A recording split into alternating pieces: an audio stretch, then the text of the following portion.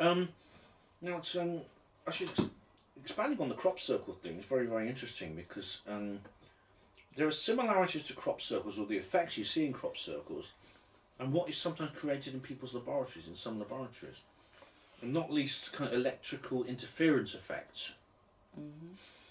Now, what you find in crop circles is you find little, what are known as spherules, which are like very, very small spherical pieces of metal.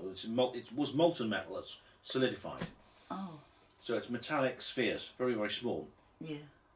And very often, sometimes some are bigger than others. I met a guy who found a big, large disc-shaped object. It's about that big, and it is clearly metallic. It looks like it's like vitrified. It's like it's become molten and then solidified. It doesn't look like a piece that's dropped off a tractor or anything like that. Yeah.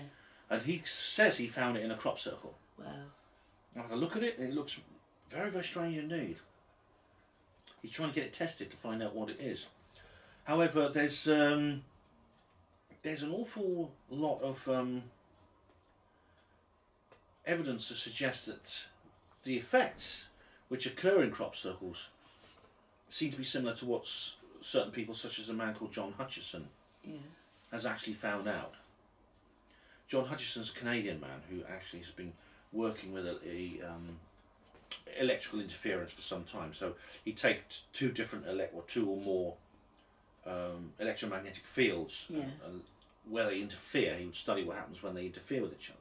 And he would find out certain wavelengths, certain frequencies and amplitudes, they would release some kind of energy, not non-electromagnetic from an unknown source. Mm-hmm.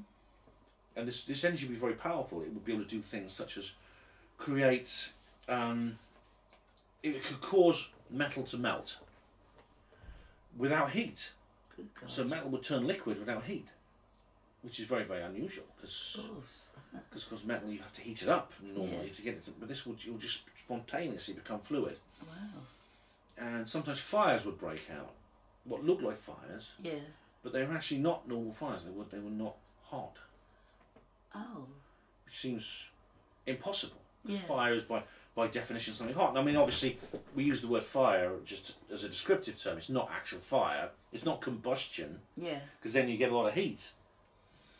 And there were several other effects, including anti-gravity effects. So, for example, the gravity would be cancelled out. You'd get like a gravitational field that would be gone, and things would then float in the air as weightless, like an astronaut on a space station. Yeah. And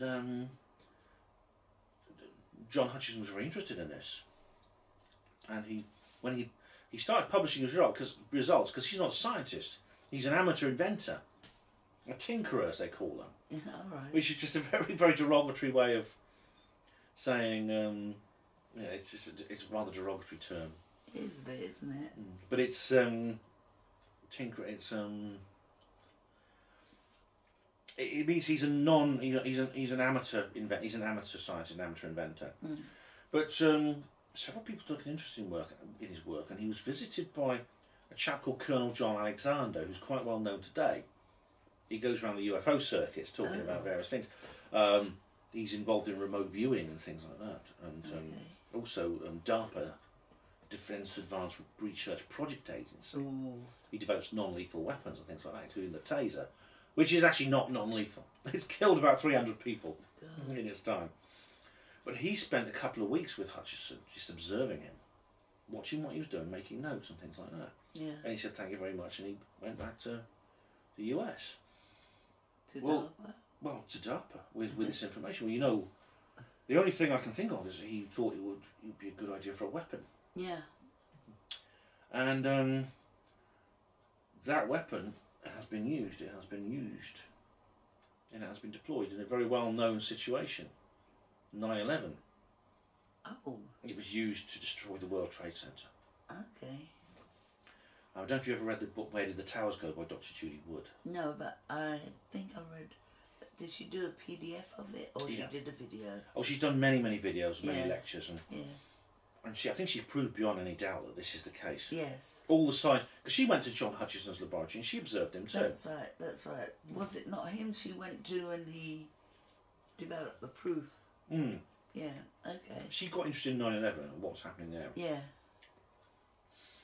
And she'd been observing John Hutchison. She realised that what she saw at 9/11, well, what she saw at the World Trade Center, the way it was destroyed, the way the rubble was, it was exactly the same thing.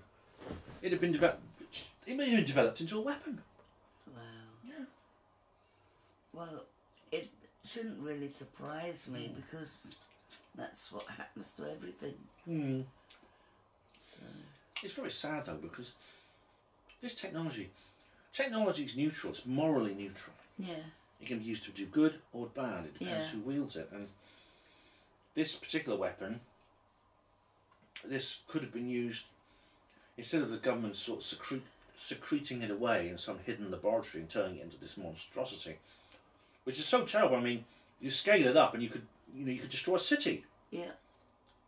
Even the hydrogen bomb pales into significance compared to this. It's a terrible destructive power. Yeah, that same technology could have been developed into a fuel source. The energy that was released by the interference could have been used to produce clean, safe, abundant, limitless energy. Wow. For all of mankind. Wow. So that you could use it. Once we use that, we don't need fossil fuels anymore. So we don't need to destroy the environment. We don't need to pollute anymore. Oh, wonderful. Yeah, and also we wouldn't need to worry about paying for power, which means there'd be no poverty. Because we could have everything we needed. We could have all the water we needed by desalinating seawater. Yeah. And pumping it to wherever we needed, wherever it was needed, for no cost at all. Except the cost of doing so. Well, there'd be minimal maintenance costs. Yeah. I mean, it'd be technically these wind turbines are technically free energy because the generation comes from the wind. Mm. But it's a very very small profit margin because these are complicated machines that need with a lot of moving parts in them, need constant maintenance. Yeah, and also does it not do damage to under the soil? It does. It releases infrasound, and it kills bats. These things, so they're not as environmentally friendly as people think. No. But the Hutchison effect would be completely environmentally friendly. Ooh. You know, you could have farms in the middle of the Sahara Desert by pumping this water to inland from the sea, desalinating, get the salt out of it, turn it into fresh water, pump it into the middle of the Sahara Desert. You could have a massive farm. Yeah. And you could grow there. You could grow it there as easily as you could anywhere else, and it would so there's enough food for everybody. Yeah. And all the power we needed. You could get in a car. You could drive hundreds of miles, never stopping for petrol. You know? Yeah. Think about that. Yeah. Have a little box in your house, that big. You put it in your cupboard. Give you limitless electric power for no cost. Yeah. I've heard say that sometime in the future, perhaps the near future, walls, you just have to put your finger somewhere on a wall and your electric supply would come through. Yeah. Oh, that like piezoelectric sort of thing. Yeah. I mean, you see the technology, because this is one of the ways I said at the beginning how we have a malevolent elite that is controlling us, and one of the things they do is they force us to live virtually in the Stone Age because they don't allow us access to this technology. Yeah. So we're in some kind of primitive theme park. Just like the ones you see in like working museums where you go some place and some like Victoria, where it used to be a Victorian foundry and the people dress up in the original clothes and they're hammering away at horseshoes and things like that. Yeah. You've seen these things. We're effectively in a world like that. Yeah.